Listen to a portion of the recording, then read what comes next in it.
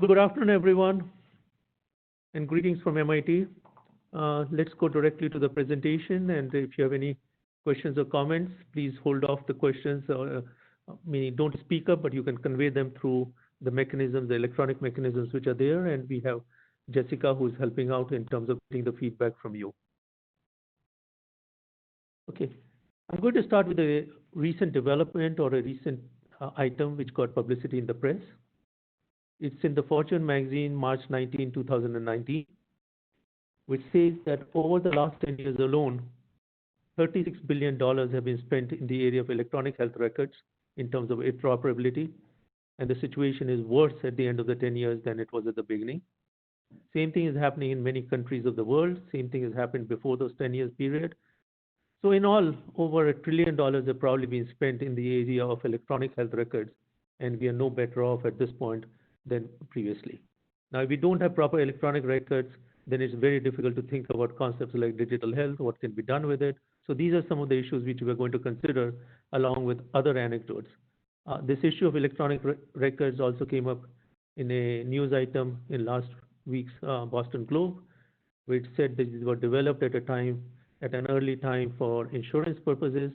Nowadays, the kind of way they are set up is major problem, especially for residents, to filter out the information which is of use.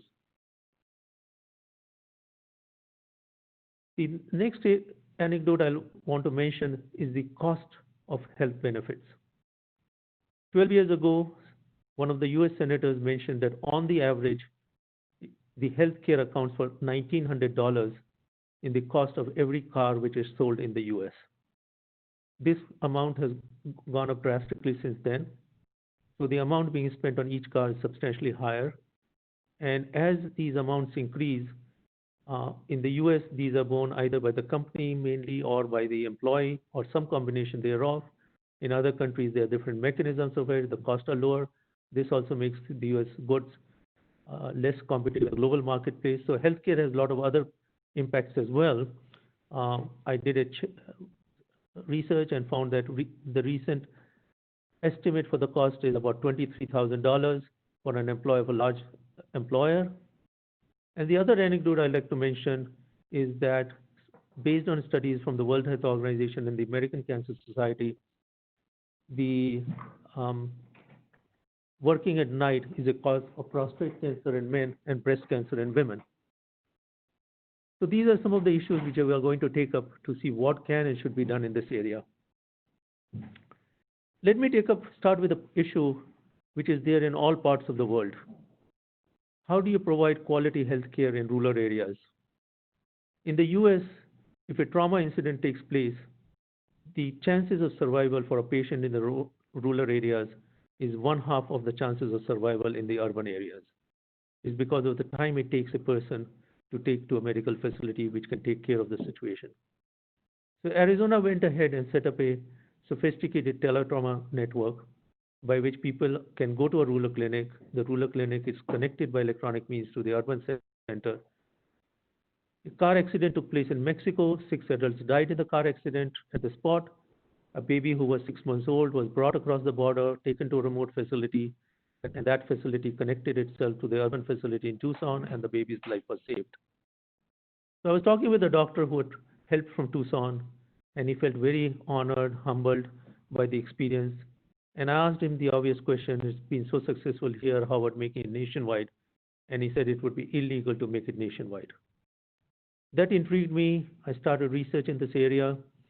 I found that Roche Pharmaceuticals tried to address this problem earlier. In order to ensure that patients in Illinois get quick treatment, get quick advice, they connected them to doctors in Indiana through a company called mydoc.com. Soon after it was set up, it was closed down because the state authorities said that one must do a physical exam of the patient before giving any medicines. That intrigued me even further. I went ahead and did further research. Why did the government get involved in healthcare? When did it get involved in healthcare? And why did it get involved in healthcare? The first place that the government got involved in healthcare was the city of New Haven in Connecticut.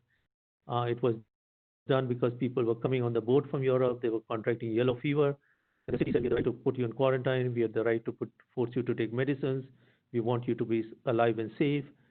And So then I studied the laws since that time, federal laws, state laws, local laws, and wrote a very controversial paper stating that all the restrictions imposed on telemedicine, interstate telemedicine by state governments, these regulations conflicted with the provisions, the interstate commerce provisions of the US Constitution, and therefore all these regulations were unconstitutional and therefore illegal. I wrote this paper in 2010. In 2017, the Department of Veterans Affairs changed the entire policy of the country based in part on the paper which I had written. Now, the practice of telemedicine by the Department of Veterans Affairs is governed exclusively by federal regulations, overriding all the state regulations. So as we go on, we have to think of what should be done at a local level, what should be done at a state level, what should be done at a national level, what should be done at an international level. Yes, the international level is also very important for several reasons. One is because patients travel across national boundaries. Second is because many of the medicines and all, they are used in different countries of the world. Third is that there are examples, growing number of examples, where people are actually practicing telemedicine across continental boundaries. I'll give you one example here. I had mentioned earlier that studies had shown that working at night is a cause of prostate cancer in men and breast cancer in women. The errors which are made by doctors and nurses also increases if they don't get proper sleep. So I wrote another paper in the Journal of Clinical Sleep Medicine saying that doctors and nurses should work during the daytime, if necessary, from another continent to look after patients at night in a different continent. This is the notion of the 24-hour knowledge factory, idea being that we in the US work from 9 to 5, pass the work to somebody in Australia, China who works in daytime in that country, and then it's passed on to somebody in Romania or somewhere else in Europe so that everybody works in daytime. So I wrote this paper again around 2010, and recently Emory University has actually transferred some of its doctors and nurses to Australia who work from there in daytime to look after patients at nighttime in Atlanta. So it's just a matter of time where we'll have more practice of telemedicine across international boundaries, and not just of telemedicine, healthcare again in terms of giving advice and all, we'll have more instances of this happening, so we have to think of these regulations as well. So I mentioned about the Department of Veterans Affairs. One thing which I should also mention is that the VA spends $1 billion a year, and that's not a typo, in terms of just the transportation costs of patients from their homes to medical facilities. If it was able to use telemedicine, this $1 billion will gradually go away.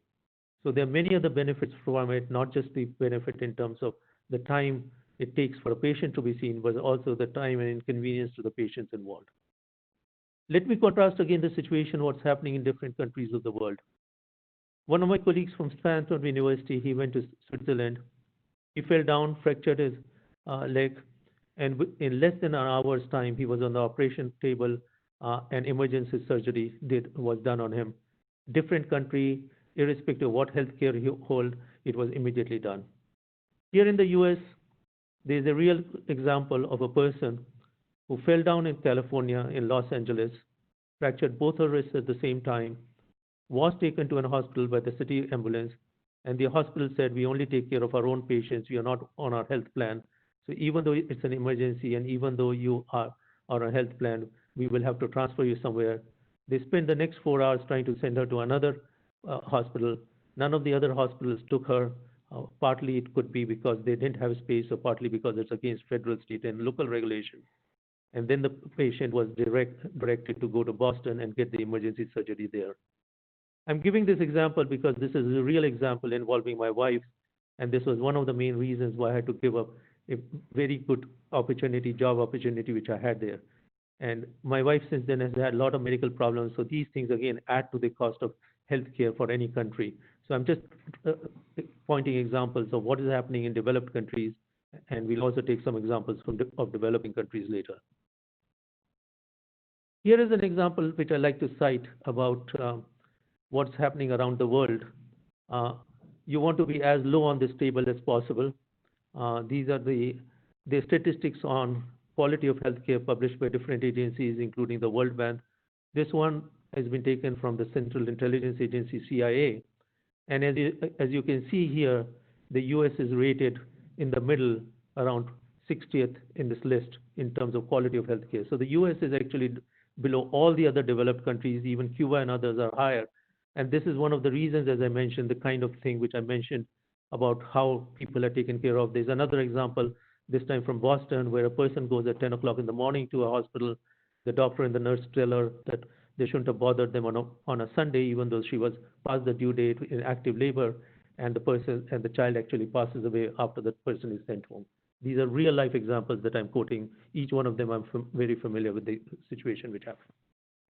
People say, oh, digital health is coming in, a lot of these problems will go away, everything will work wonderfully, computers will be able to help. We at MIT have looked at many of these aspects about how our computers can do and what they can do. And in order to relate it, I'm going to break it into 4 different parameters. One is the process of knowledge acquisition. The second is the process of knowledge discovery. The third is the area of knowledge management. The fourth is the area of knowledge dissemination. And these are the 4 aspects which have to be taken into account if we are thinking of a knowledge-based society for healthcare, just as we think of knowledge-based society for other applications. So knowledge acquisition involves acquiring information from human beings, paper-based documents, sensors, and other traditional media. It may be done on a one-time basis. It may be done on a regular basis, like online monitoring of patients, for example. And it can be driven either at the national level or at an application level like Fitbit, or by the society itself. In the case of healthcare, we find a lot of information coming out. I did a quick search, and just in the last 3 years, we find things which are saying that hazelnuts are good for you, coffee is good for you. Others will say coffee is bad for you, oranges are good for you, oranges are bad for you. You really don't know what to do about it when you get such conflicting information. Meaning, what is a computer going to do if you feed such conflicting information to the computer? And then we turn around and say, well, human beings are required, therefore these decisions have to be made on a case-by-case basis, and we think the human being can do it. So it doesn't matter what the human being does, but we just give the preference to the human being when we have such conflicting information. So again, I would just view with caution when people say we will take all this information and put it in the computer, because it can be only as good as the information which is fed in. And if you're giving conflicting information, it doesn't really help us, because what was the computer supposed to advise you to do?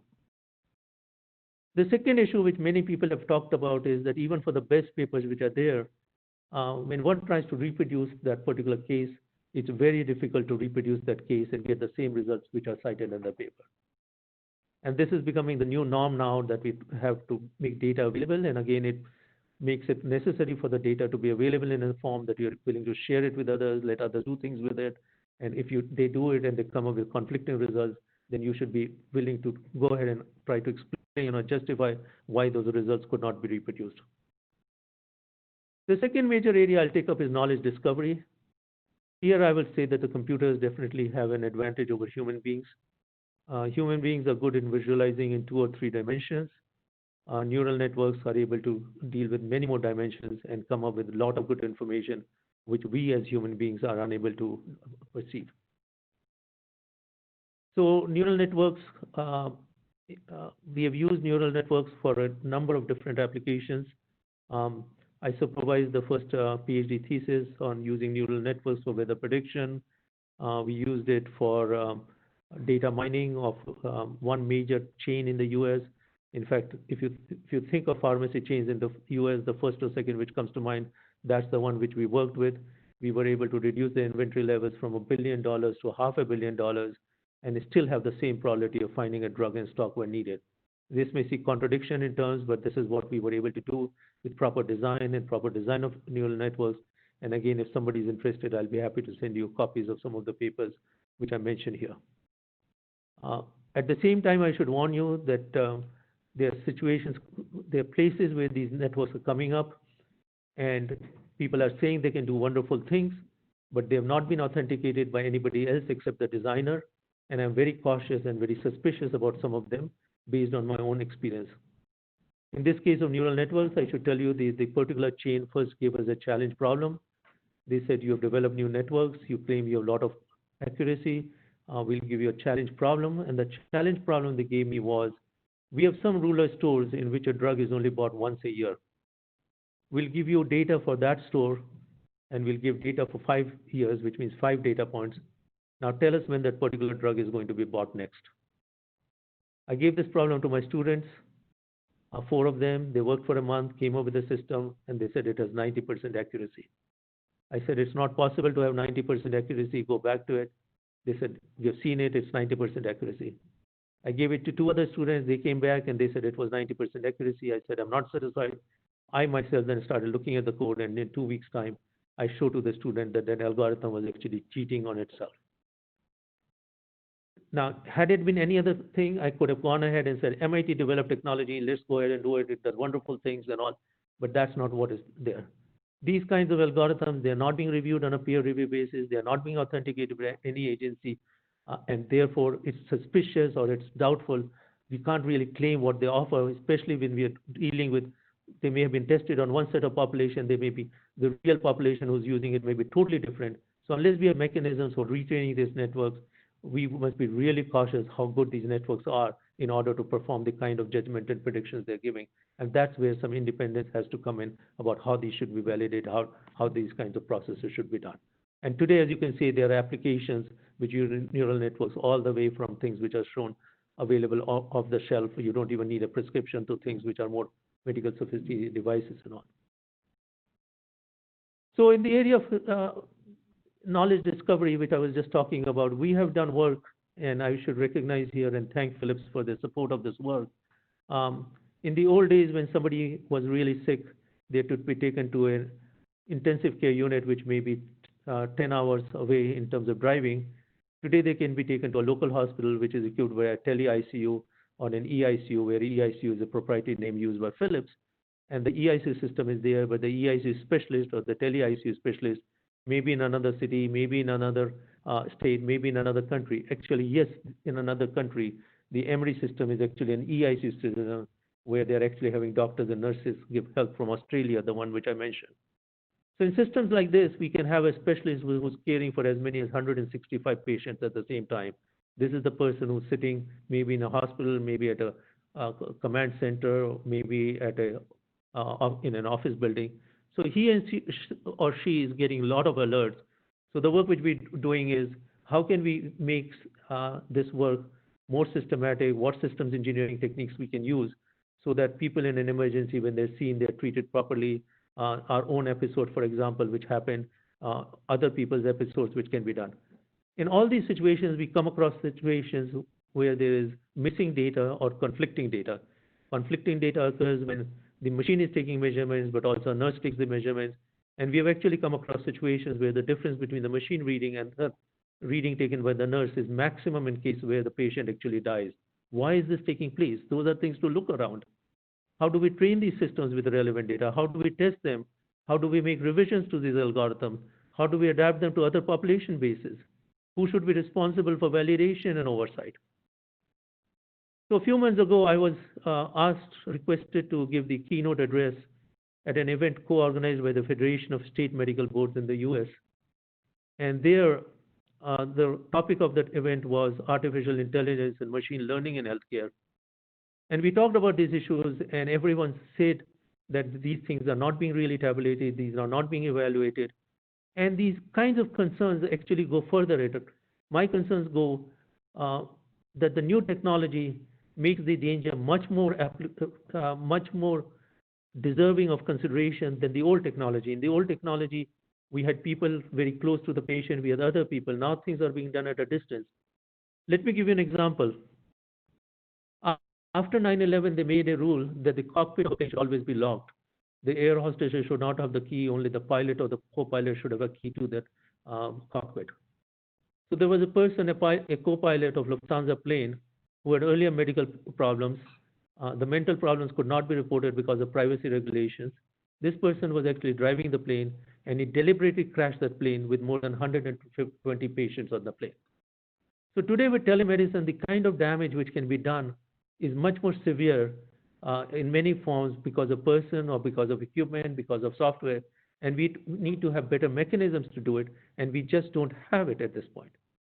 There are examples, even of traditional medicines. Until 2012, there used to be an annual directory of doctors who had been disbarred from service in the US because of very gross negligence or very poor kind of manners, things like the Larry Nassar case and all. These things are very difficult to track down. And after 2012, that thing was disbanded. Now there's not even a national registry at all. There are examples of doctors who have been disbarred from service in 3 states of the US, and they're practicing in the 4th state today. We are talking of information technology. Should we be using information technology for such basic things to create a worldwide directory of people who should not be using this equipment, people and mechanisms and software? Is this too much to ask for? So these are the things where we need patient-reported outcomes as a basis to do it. We should not just be telling it. So in a case like Larry Nassar case, the fact that the administration didn't take care of it is one thing, but the fact that 200 different people had complained, that is something which should be done. Somebody should have noticed it. It is just like the case of student safety, for example. Jeannie Clary was a first-year student at Lehigh University. She goes to Lehigh, stays in a dorm. In the first year itself, she was raped and murdered at the dorm itself. Every university up to then, when you went to they would always say, we are very safe, everything is great here and all. So after that, the federal government intervened.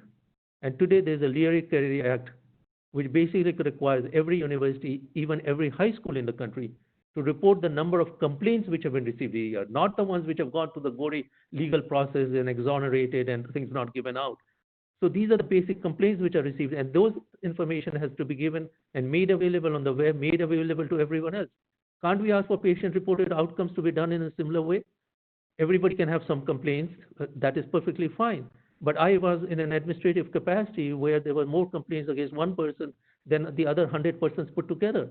I was the one who intervened, and people asked me, how have you intervened? Because there's no legal case against it. And I said, if something is out of line, we should take care of it. And those are the kinds of things that we have to care about, especially when we are dealing with women, we are dealing with disadvantaged people, we are dealing with prisoners, we are dealing with others.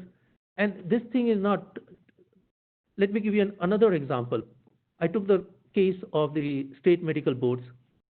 Some of the people here were concerned that once again, I will go ahead. And by the way, I've been asked to come up with suggestions how this thing can be done by the Federation of State Medical Boards. We have actually written to all the state medical boards in the US, and that's why I have some of this information about these cases which are so grievous. We have also returned to the medical boards of all the countries at this point, trying to get information about what can be done in this area. And this is where we want help from all of you to come up with what can and should be done in this area, because we want this to be available. And it is, and in this case, when we wrote to the state medical boards, I have some states which have gone ahead and said, oh, we are not going to reply to you. One of them has been very explicit and says, we are not going to reply to you because we know what you're going to do with it. I myself didn't know what I was going to do with it. And I should tell you that the federal government in this case is no better than the state government. The Veterans Administration, for example, has not given out information of people, even people who have hurt Purple Heart veterans and others. And even when they're in the rare cases, the Veterans Administration would not give any information to the state medical board saying that it's a military secret and therefore we cannot give you this information for security reasons. Only recently, the Congress has gone ahead and intervened and asked Director of the Veterans Affairs to go ahead and give this information. So when you drive on the road and you find a drunken driver, you would go ahead and pass judgment and you'll like to call the police because you don't want to arrest it. But in the medical community, by and large, most of the doctors are very good. Everybody is good. But when somebody is bad, nobody else wants to report it because they don't want to say, oh, no, this is not my problem. I'll take care of this person. I will never visit this person. But we should care for others. We should care for other people who are there. That's what is required. And this caring should be there across state boundary lines, across country boundaries. That's what we should do instead of allowing these people to practice in another country. Third area which is important is knowledge management.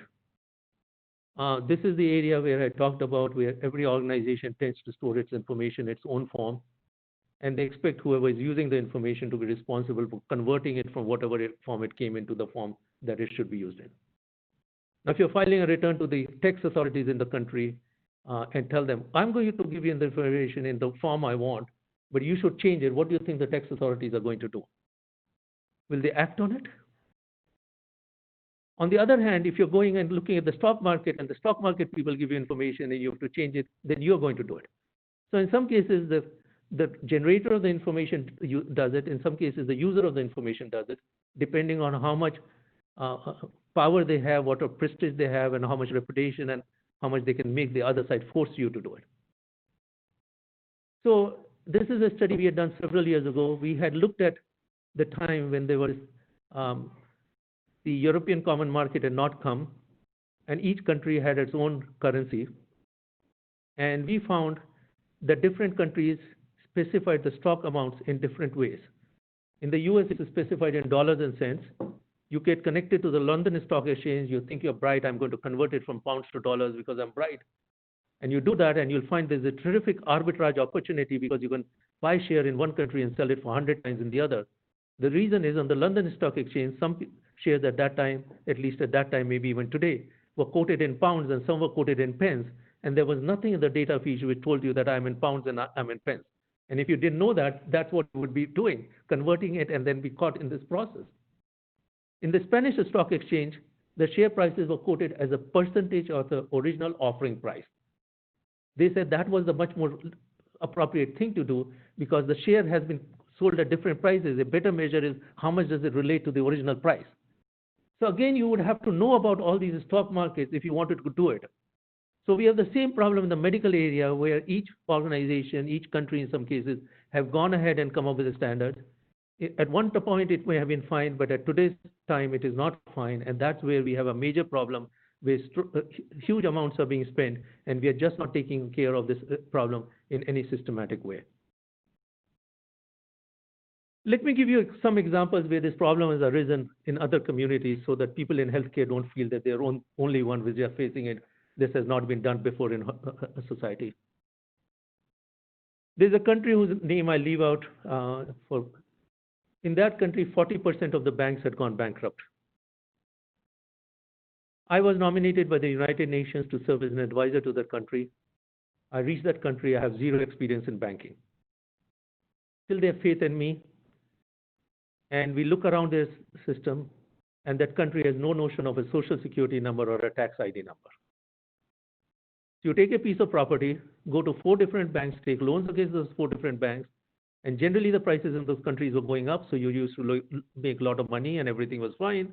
But in the year preceding when I went, the prices had actually come down, and therefore a lot of this money was not being paid, and therefore the banks were very upset, and 40% of them had gone bankrupt.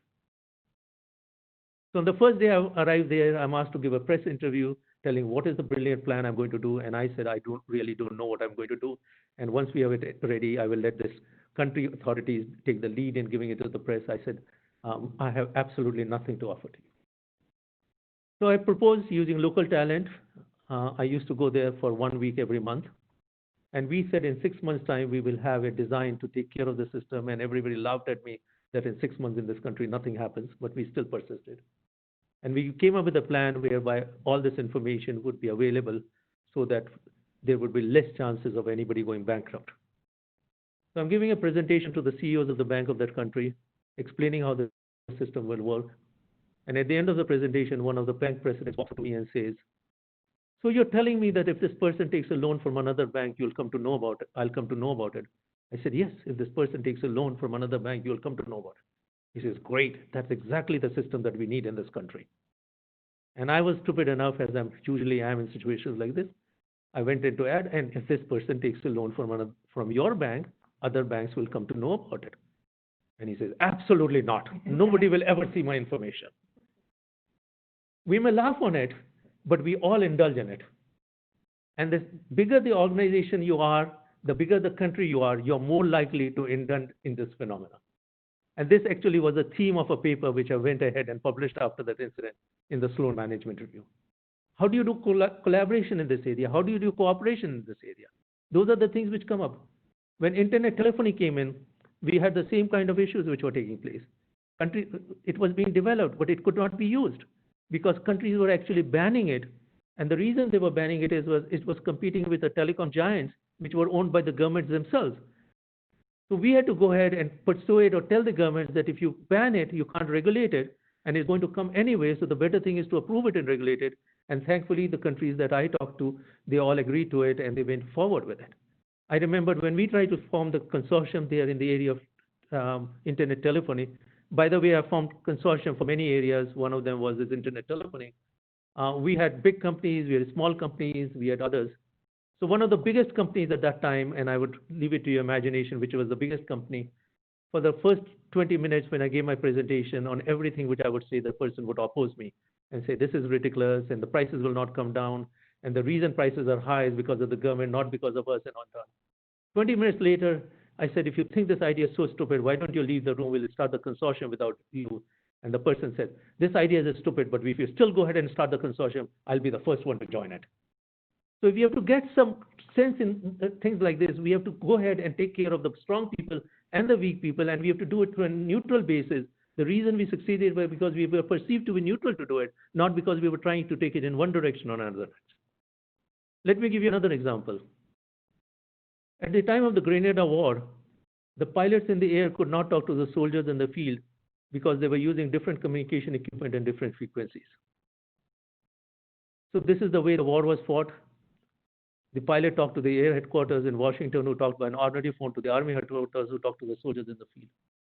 So after the war, President Reagan was very upset. He said enough is enough. He started a new program called CAS, Computer-Aided Logistics Systems. I got drafted to be one of the principal investigators on it to integrate information of Army, Navy, and Air Force.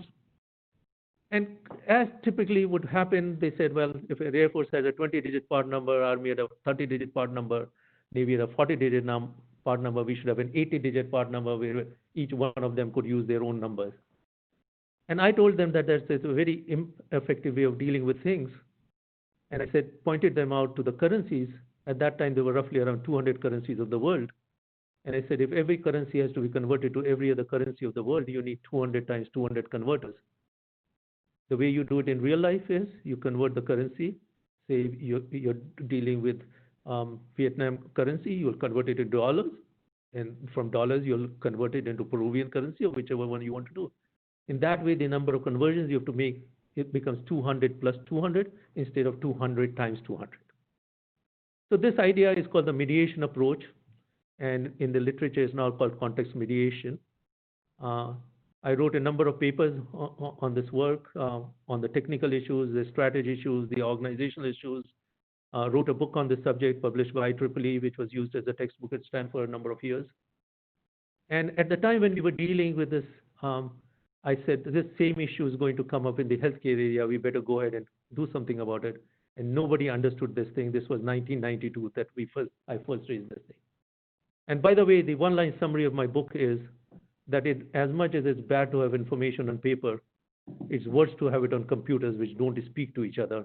And that's exactly what we have done in the healthcare field, where we made people go to computers, but without giving them any basis about how to put it, how it will be interchanged and all. And today we have this kind of chaos which is taking place.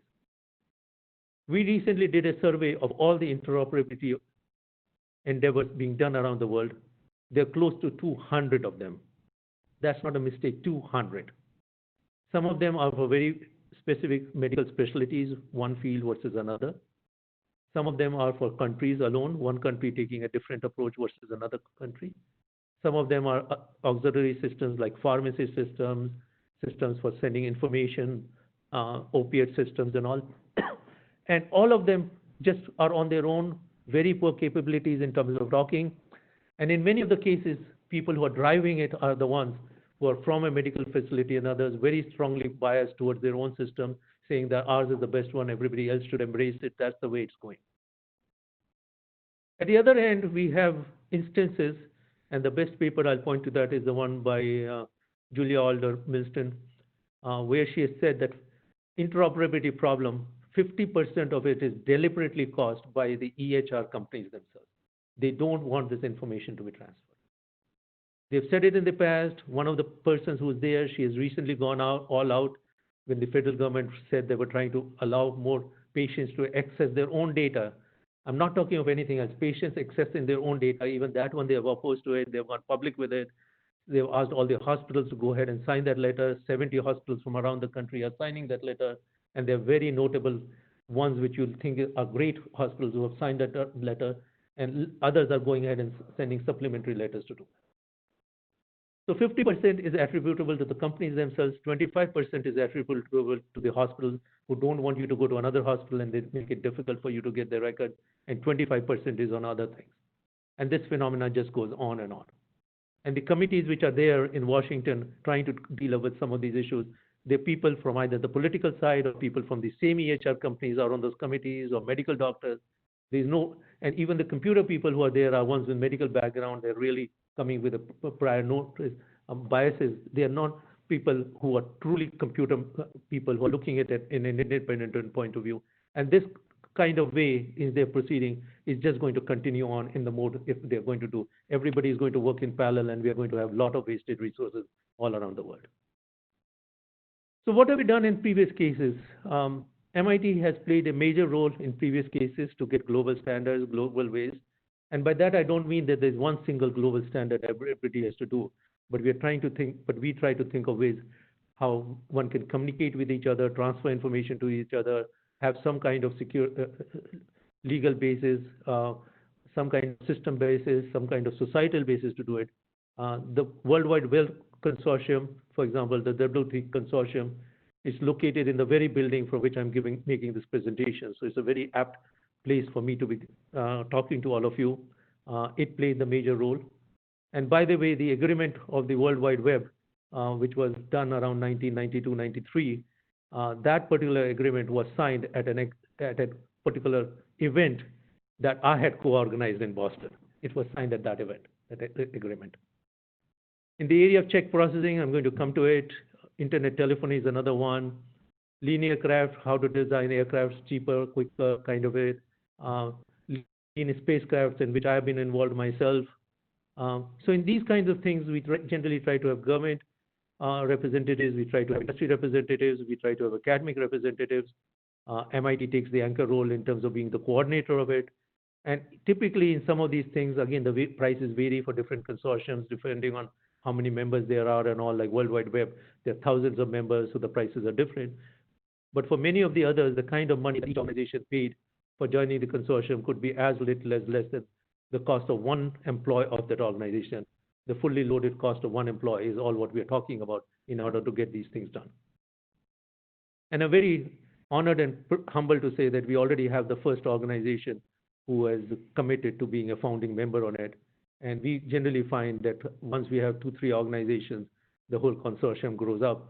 And after 10, we have start having problems taking new members because we want each member to represent a different field. We don't want them to come with competing kind of interests, both from a competition point of view, but more than that, we want to give equal weightage to, say, pharmacy and IoT devices and hardware manufacturers of medical devices and software developers, hospital chains, government agencies, international agencies. So if you start counting, there's only like one representative that we can take for each of these sectors. The last area of that four-legged knowledge-based pyramid that I talked about is knowledge dissemination. And here is the idea is that when you have this information all available, how do you disseminate it to society? How do you make people access it? What can be done about it? And things like W3C, the idea at one point was we help in dissemination of it. But in this particular case of healthcare, on one side we want dissemination, but on the other side we also want abstraction.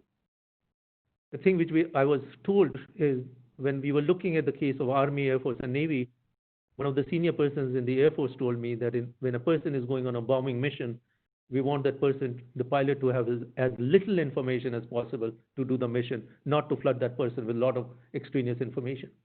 Same when we have a person doing a surgery at this point, we don't want that person to be flooded with huge amount of information, which will actually be a distraction. We want it to be abstracted to the level which that person needs. And that's an area which is still very much at its infancy. Very little has been done in this area in terms of what we can do from this giant amount of information and databases and convert it into a form which is needed at that point, which is timely, which is accurate, which is complete for the extent, but does not have all this extraneous information. Let me take an example to highlight what we are trying to do here. I'm going to take this example from the financial area. The financial area and the healthcare area, they have a lot of similarities. Both have a lot of information. In both cases, timing is very important, speed is very important, privacy is very important, security is very important, cost is very important, turnaround is very important. All these factors are common to these two industries. And in the case of US, one other feature is there, which is that historically both of these industries have been governed at the state level, not at the federal level. The federal government did not have the responsibility for these industries, so they came up. So in the case of banking, the states basically decided that a bank should operate in one state only. Banks were not allowed to operate out of state.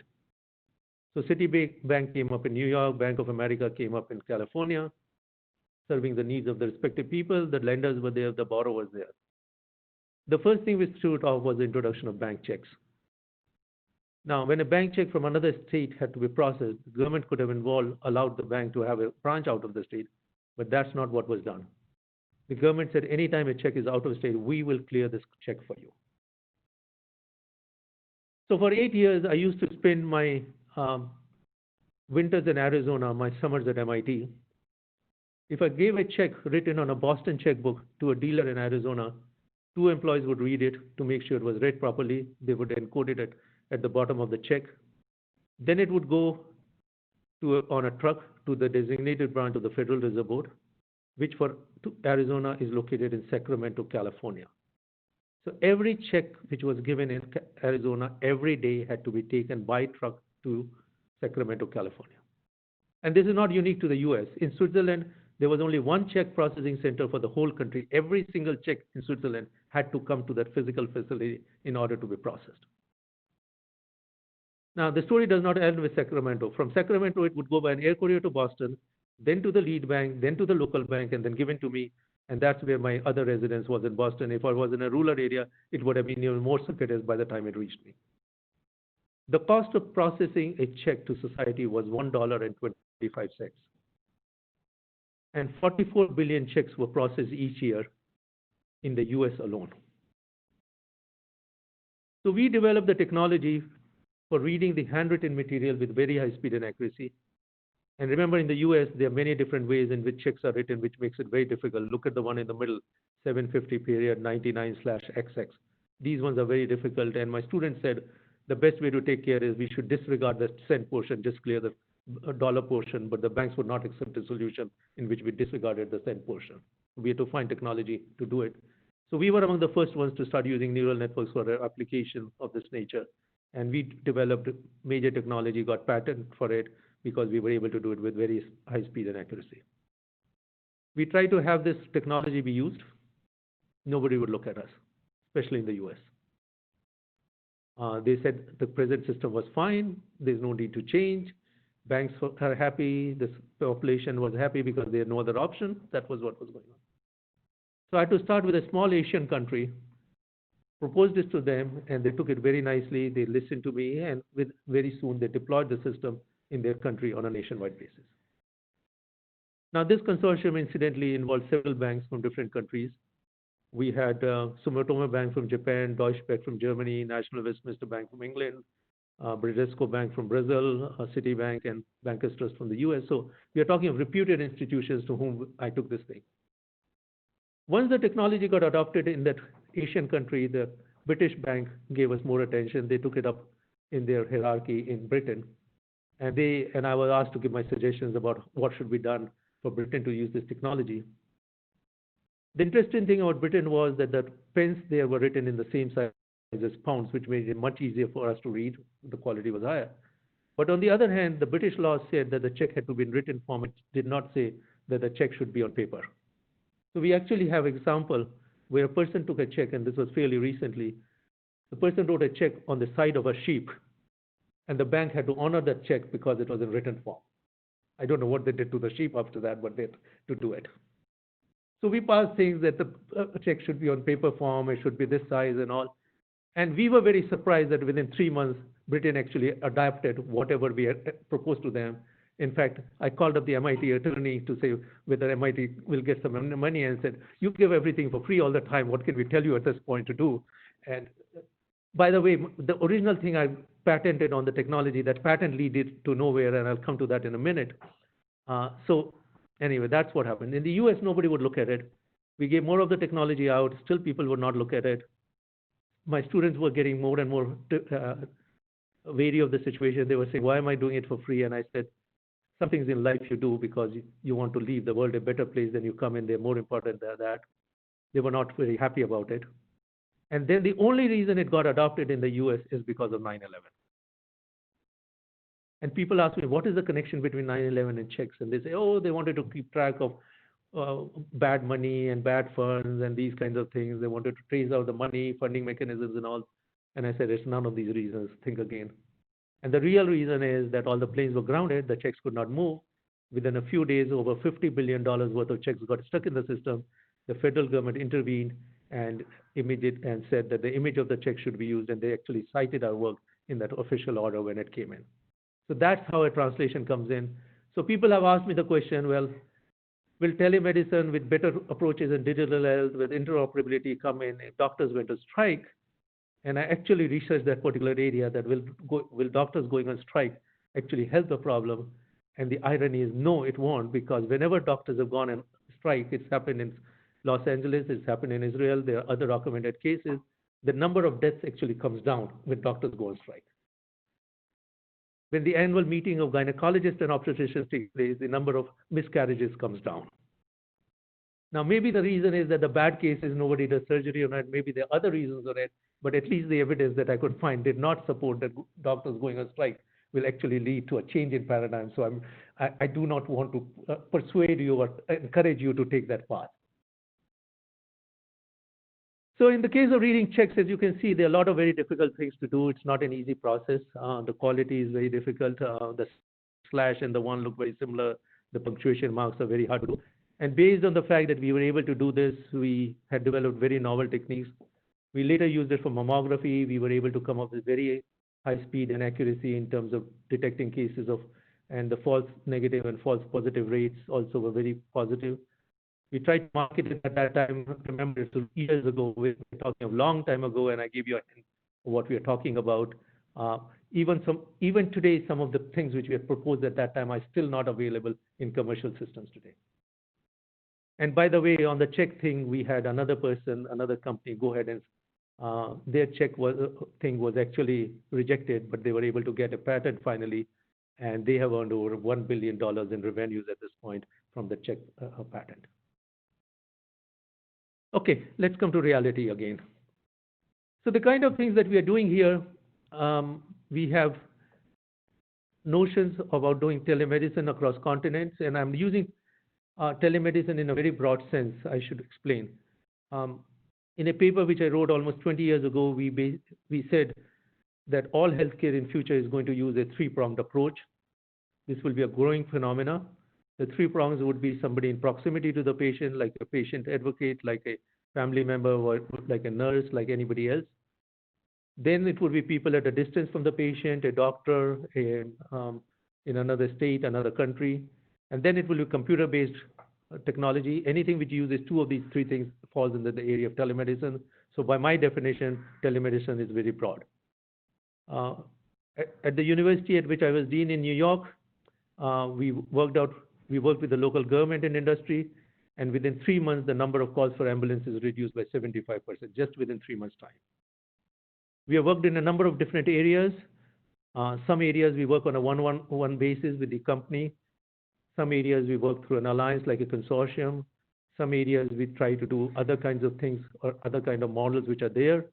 A lot of this material which we have done, there are papers available on the web which you can search for. You should be able to find the work in banking, the work on security and others, integration of heterogeneous information systems. So there are different modes in which we work on, but the main idea that I want to leave behind is today is that it's not okay for us to just work individually on this kind of problem in the area of healthcare. This is an area, if we want to make any major change, if we want to really have digital health, digital health requires data to be there, digital health requires analysis of that information and all. These are in an area in which the whole world needs to work together, people from different countries, people from different societies, people from different organizations. And even though there are a lot of attempts right now being done in the area of interoperability, we really want to work together. And I'm not trying to repropose anything. I'm not coming with an idea. I'm not in competition with anyone. But we at MIT, we'd like to volunteer our services, and we'd like to work with you in these kind of consortium on in order to come back and get something done. That's what we are really looking for at this point. So in terms of resources and opportunities, there are websites which are there. And I'm also now the editor-in-chief of one of the journals. So in my other hat, I really would appreciate your considering submitting of manuscripts in this area as well as in other areas. And we try to send out these slides in advance to everyone who was attending to this presentation. But if it's not available, we will put it on the website at CSAIL very soon, or we'll use other mechanisms. If you send a message either to Jessica or to me, we will send it to you one way or the other. Thank you very much. And now I'd like to open it up for your comments and feedback and suggestions.